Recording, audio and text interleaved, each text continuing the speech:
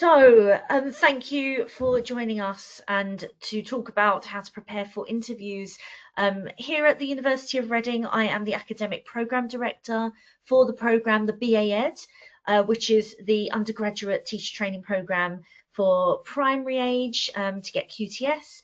I've worked previously across other universities, leading on PGCE, training SENCOs and things like that. And you'll find me that if you do decide that you want to apply and come to us, and particularly on my programme, you'd find me teaching things to do with special educational needs, inclusion. I'm a chartered psychologist, so psychology and professional studies and things like that is kind of my forte.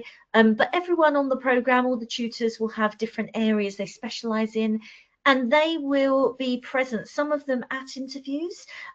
So we have a lovely team who come together and pull together and do the group interviews and individual interviews, and you may have a chance to sort of get to meet them if you were to decide to come and apply with us.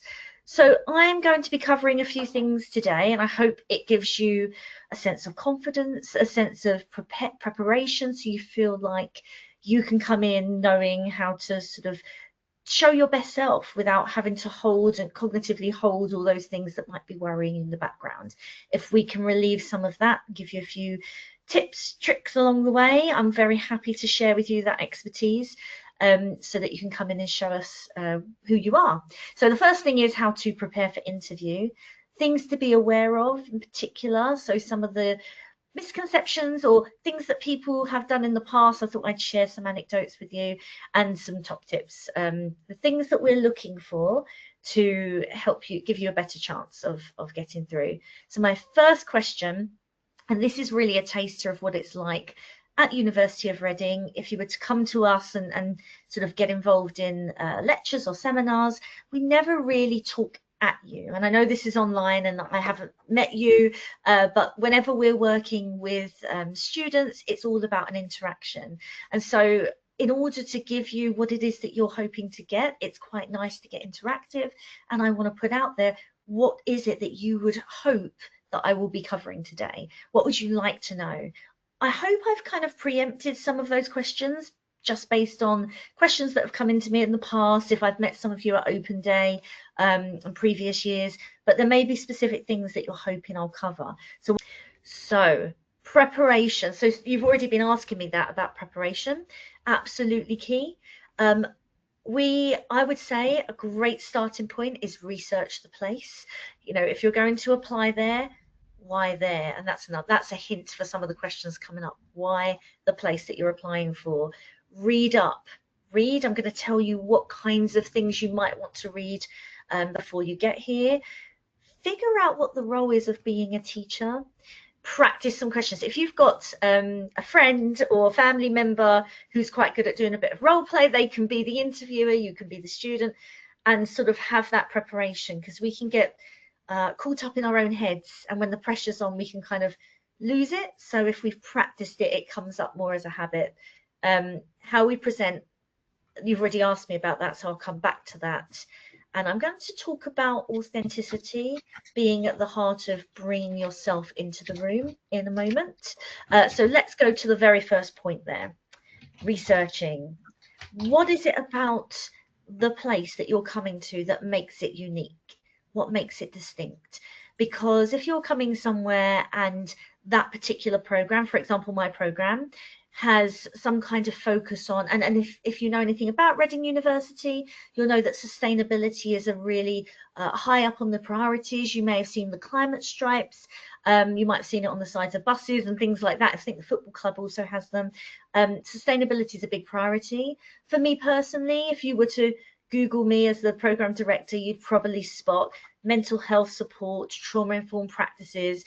You'll see that runs through the program. You'll see inclusion and things like that run through the program. So look at the university, look at the people. You know, it's absolutely fine to sort of start having a bit of a browse online and seeing who these people are that you're going to be in contact with, and just getting to grips with why that place, and why do you want to be here. There you go. Here's her first sort of inkling as to what questions we might start off with. Why here? What is it about it that resonates with you? What sparks with you? That would be a great starting point, and how it fits with your, and in particular, your values, your belief systems, you know, the fact that you're thinking about being a primary school teacher, about being a teacher. What about our values chimes with your thinking, and how do you align those two together? That's going to give you a great head start for being able to have those kinds of conversations. And really what it does for me is, if I speak to a candidate, and I did just actually finish interviewing before I jumped onto this webinar, I could tell that they had prepared. I could see that they'd done that work, because they'd dropped a couple of things in that I was like, you wouldn't have known that if you hadn't read up about us. So that is a really great starting point. That's my first tip. I said about reading. So what are you going to read? I would say have a look at what's out right now in terms of the media, in terms of what people are talking about in relation to education. What are the new policies that have just dropped? There are quite a few actually that the DfE, the Department for Education, are putting out there. There's documentation related to the profession of teaching. There are some guidance documents. For example, I mentioned special educational needs and meeting needs of children in the classrooms. Is there anything that you could read ahead of time? For example, the SEND Code of Practice, or having a look at some of those inclusive guidance documents out there. Look at the news, have a look at books, articles, websites, just to sort of get immersed in the world of education. So you're not coming in cold, you're not coming in kind of unsure about what this thing is that you're applying for. I mean, the majority of student candidates that do come to us have already done, they've been thinking about this for a long time. Not all. Some people do, you know, come to that idea of being a teacher later on, and there's nothing wrong with that. But some have actually been thinking about this for a while and have had some experiences in schools and things like that. So bringing that knowledge or that understanding is going to really give you a head start.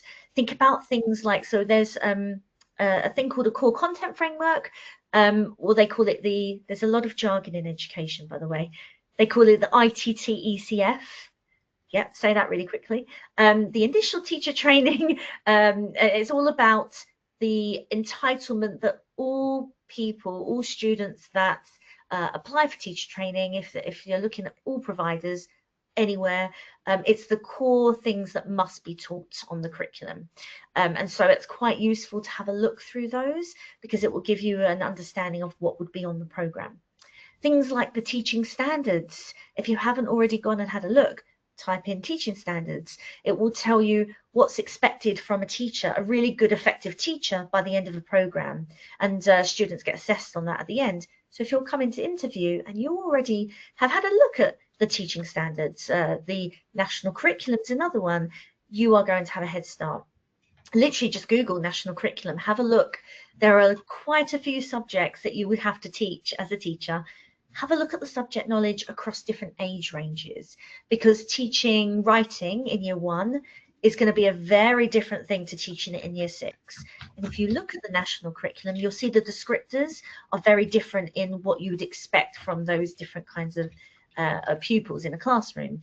So if you're coming in and you're thinking about how you would, for example, plan an activity, if perhaps that was something you were going to do in a group task, and you've already looked at the national curriculum and you've looked at the descriptors, then you're going to, again, have a much better quality of answer in that interview than if you just kind of winging it and sort of coming in and sort of taking the best guess. So those are my signposts to things to read before you get to the interview. How to become a teacher. So thinking about the role itself. So you may or may not have been in school since you yourself were in primary school, and things change. They change really quickly. You may think that your experience of school is what it would be like for all children, and I think it's really important to pause and reflect and think about whether or not your experience is actually transferable across the board, because every single school you go in, different kinds of contexts and settings, different kinds of teachers, and then that mix between the way that policy is implemented, the way the school is even structured. Is it a small infant school that you came from, or is it a large sort of multi-academy trust school? All of that's going to influence what it's like to actually be a teacher. And that is why on the program and on many programs in teacher training, you get experience in different settings, because one school isn't always the same as another school, even if it's the same year group. Even if it's actually up the road, you can see huge differences. So knowing what the role is that you're coming into is a really, and it sounds really obvious, but is a really big deal, because we'll have sometimes, and not often, but occasionally you'll get a candidate who's kind of applied but doesn't really understand what the teacher does, and gets kind of hooked in thinking about it's all about having fun with children.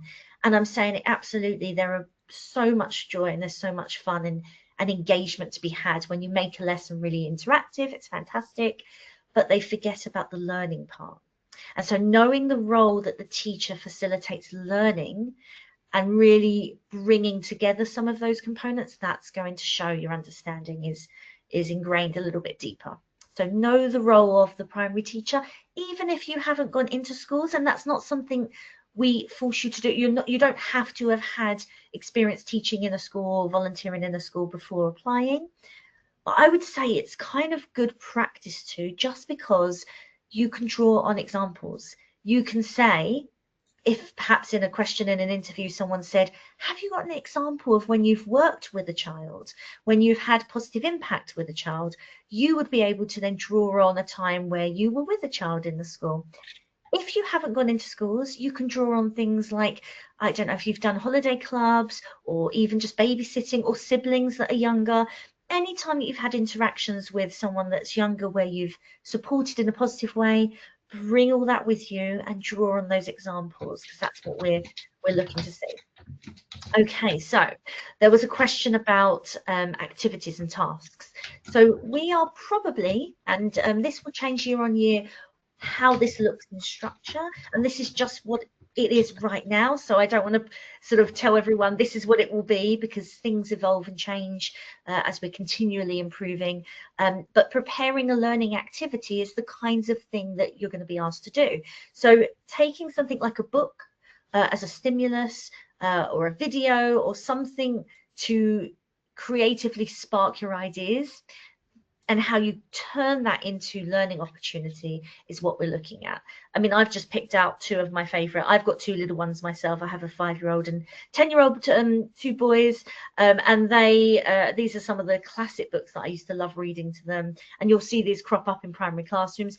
Have you read these ones? I'm sure you've heard of them, right? So if I said to you, take The Very Hungry Caterpillar, what kind of learning do you think you could get out of this book? So you might think, well, I'd read the book with the children. I would then think about it. If you don't know this one, I would strongly say go and have a read of it, just because learning children's literature is really, really useful coming into the job. But it talks about different foods that the caterpillar eats, and then the caterpillar, sorry to spoil the ending, but it's going to turn into a butterfly. The life cycle. Can you see how this would relate to certain national curriculum subjects, and how you could sprout off talking about science and the life cycle, but you could also talk about healthy eating, and you could also talk about transformation and growth. It could be PSHE, it could be so many different things. It could be art, looking at the way the colors and the portrayal of the caterpillar. So there's lots of different sort of things you could sprout off of one book. And I would say practice things like that, taking a book or something like that and thinking about how the national curriculum and some fun activities that have learning opportunities within them that you're going to do. That's the kind of thing that we'd be looking for in an interview setting, and that will be changing year on year in terms of what that stimulus might be. So practice questions. So I suggested to you, having someone who you get on with, that you trust, where you can kind of practice and mess up and sort of give the wrong answer, or kind of get tongue-tied, and just ask yourself questions, and get them to ask you questions, because it's through that practice that helps you kind of get more fluent with your answers. So in a classroom, what makes a good teacher is a really great question to ask yourself, and have a think about it. Think about the teachers that you particularly liked, who got really great learning from you when you were in school. What was good about them? Really reflect critically about what they did well, and also what they didn't do so well, because that's useful learning too. and bringing that with you, those are the kinds of things that will open up the conversations about what kind of things you would do if you were going to be a teacher in a classroom.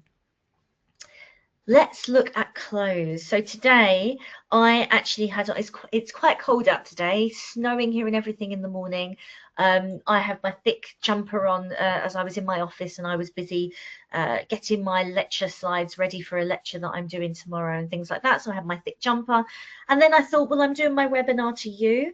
I know it's going to be recorded. I want to make a certain impression. So I brought with me my blazer, just because I think, not that I have to, I mean, I could still wear my cozy jumper and that's absolutely fine, but I wanted to specifically show that I have a professionality. I wanted to make a first impression, particularly because that's what we're going to be discussing, the content of today. And that's what I want to kind of broach quite sensitively with you, because we don't all have really smart clothes to bring all the time, and that might not even be our style.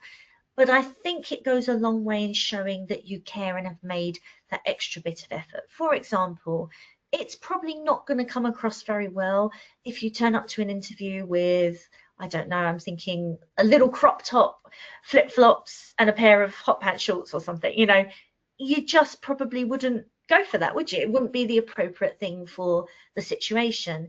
The same token, would you wear trainers? I personally wouldn't. It might be that it's generational that I wouldn't put my trainers on, but sometimes we do, and sometimes we have some smart trainers. Maybe they're the only ones that you have, and that's comfortable because you've had to travel here. So there is no hard, fast rules. There's no kind of, you're not dressed smart enough, so therefore you're out. It doesn't work that way. It's very much in the context of who you are. But I would say that thinking about how you come across and dressing like yourself, you don't want to feel uncomfortable in that you're wearing a costume, but also just that ever so slight professionality, because when you're in the classroom with kids in schools, you need to be able to, yes, be comfortable, because you'll be kneeling down at their height all the time and have to move around, but also have that sense of authoritativeness that you're trying to portray. So, you know, what will you wear? Does it matter? For me, as the lead of the program, I notice if there hasn't been any thought put into trying to make an effort. It doesn't mean you have to make a huge effort. And I do actually appreciate and notice if someone is dressed a little bit smarter.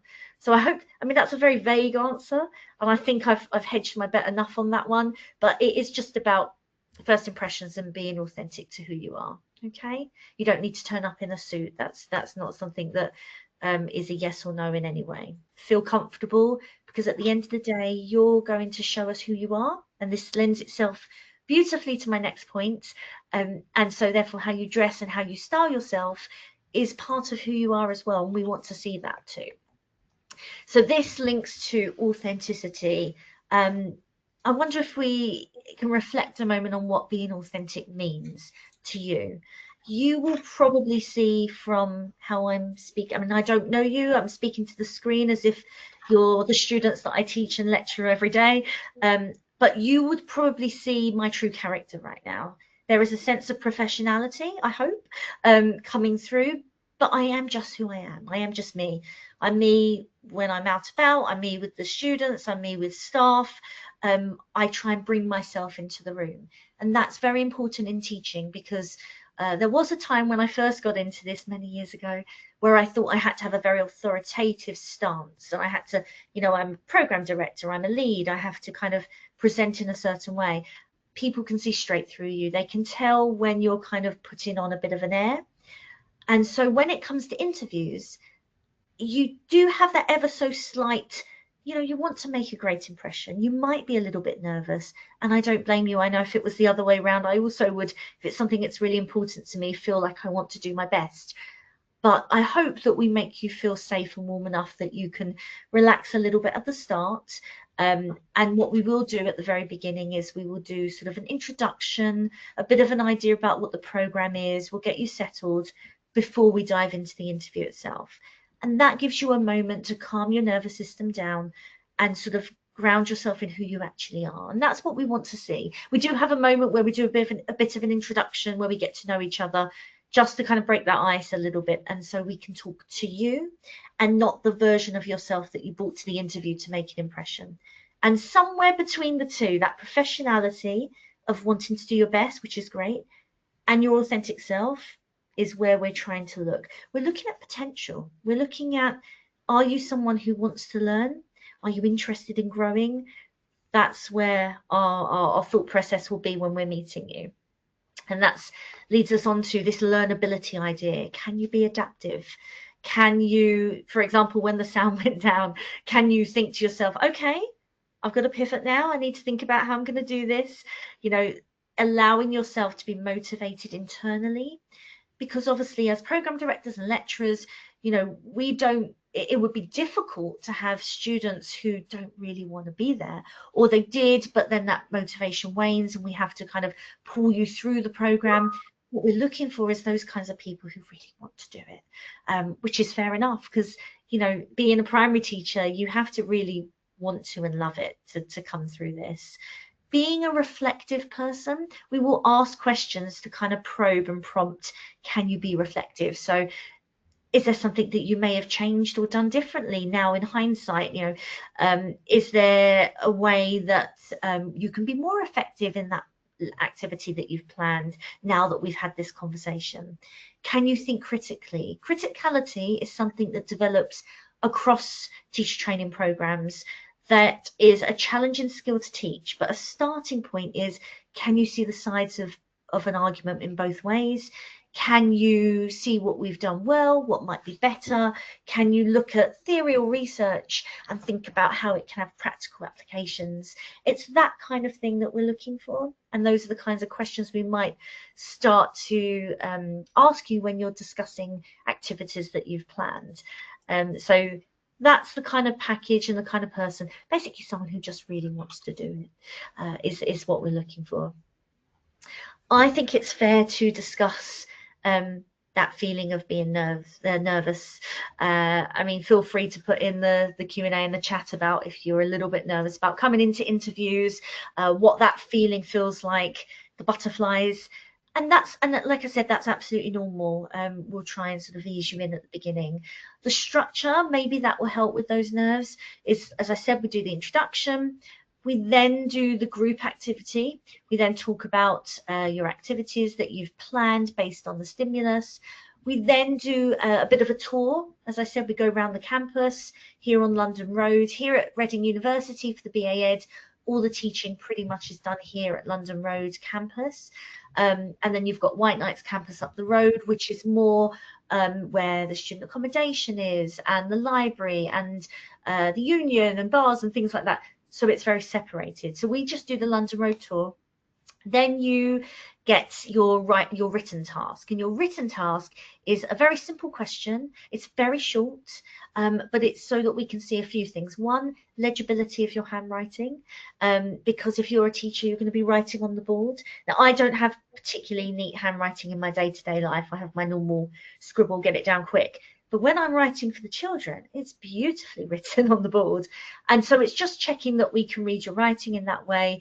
Fundamental skills. So for all teacher training providers, we have to assess that people meet certain fundamental skills like spelling, grammar, punctuation, things like that.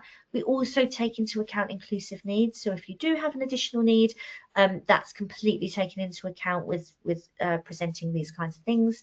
And then you'll have your one-to-one interview, and as I said, it's about 20 minutes, and it will be with one of our lovely program tutors who lecture on the program, and I do some of those individual interviews myself as well.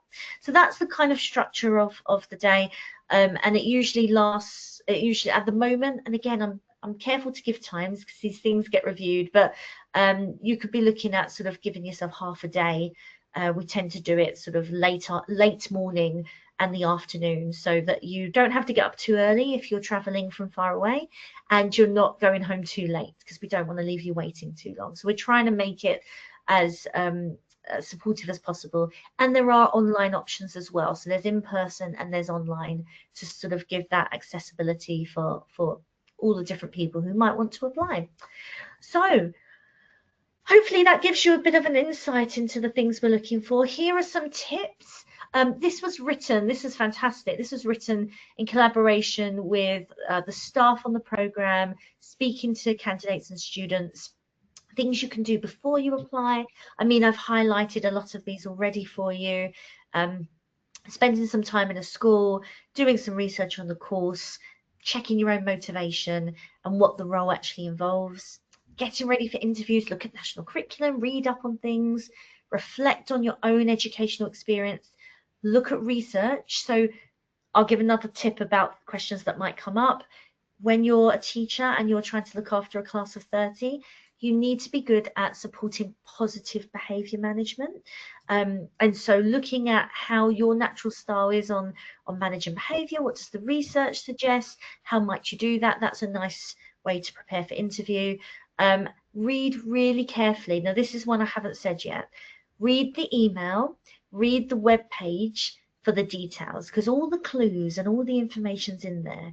We have had candidates turn up who have applied for the wrong course or haven't read it properly and didn't prepare their activity, and they're devastated because they wanted to do well, but they didn't read it carefully. They just got excited and kind of breezed past it. Read every word, highlight it, write it in your own words, be sure you're ready ahead of time, and that won't happen to you. And have an idea of what's going on right now in education, because that changes. I can't tell you what's going to happen a few days before your interview, but it's good to always check the news. I always do the night before just to see if there's something specific. When you're with us or when you're here, take part in the activities. So there'll be moments where you're working groups. Be active rather than quiet and sitting back. If you're someone who is quiet and happy to be passive, then obviously we don't need to change who you are as a person in any way, but just be aware that we're looking to see your engagement and your participation. So still be true to your own style, but make sure that you're not sitting back too quietly, because we want to hear what you think. That's kind of part of it. I guess it's that approachability and friendliness, that bringing yourself into the room, I guess, because teaching is about relationships, and children have to feel safe with you, and so showing that side of yourself, if that's who you are, is always really lovely and helpful.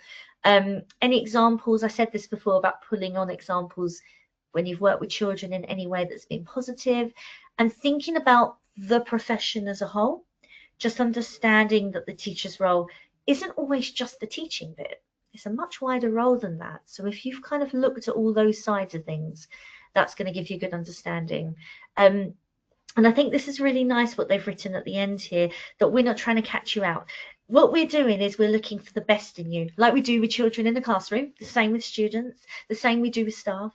We're looking for positive things about you. We're trying to help you. We want you to do well. We're behind you to do well in the interview. We're not trying to catch you out. So that's really important to hold in your head, that we want to see the best in you at that time. We just want to get to know who you are. And you're interviewing us as well as we're interviewing you. I don't know if you've heard that term before, but it needs to be a good fit for you too. You need to kind of look at the environment, look at the way people treat each other and talk about each other.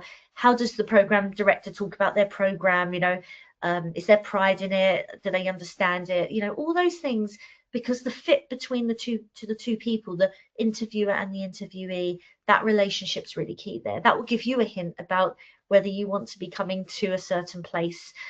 So I hope that gives you a bit of an idea of where to go. Here's some links. I thought, you know, I talked about reading, but here are the links here. Curriculum. Think about things like your communication style, look at the teaching standards, subject knowledge. Okay, I thought I'd give you another heads up. Here's another sneak peek. Have a look at the word pedagogy. If you haven't heard of it before, just quickly have a look it up. Feel free to ChatGPT it. What is pedagogy? Because that's something that teachers talk about a lot in terms of professionalism, in terms of the art and craft of being a teacher. It's how to teach children to learn. It's not the subject knowledge, it's once you're teaching them the content, how does learning happen? So I would say have a bit of a read into that as well. Okay,